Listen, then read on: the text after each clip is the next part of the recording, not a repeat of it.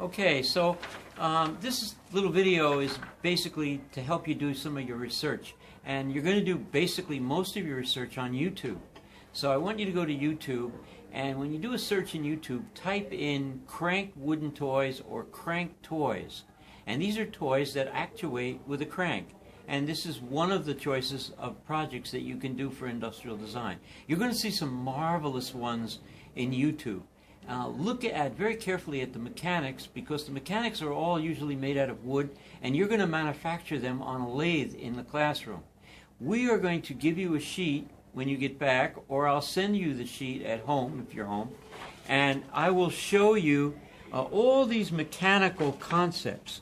So for instance, here's one where wheels are coming down and they're touching other wheels that are on a shaft. So these would be turning elements on top of your little bench. And there are just many concepts here. Here's one with a pin coming out of a wheel, and as it goes it accentuates through a lever, and the lever is pulled back and forth. So I'm not going to go into detail with this, but these wonderful drawings were done by Jung, and that should inspire you in itself to learn to draw in class, because this guy is so expert. He drew out all these mechanical concepts, and you can totally understand them, and they're works of art just by the line quality, okay? So we're going to teach you to draw, and we're going to spend about 3, maybe 4 weeks with you, all right? Right now I want you to go to SketchUp and do a search for crank toys, because this is one of the possibilities for you. Or you can make a toddler's toy, what they call a pull or push toy, which animates itself when you pull it or push it, okay? I'm going to turn one of these toys around so you can see what's underneath.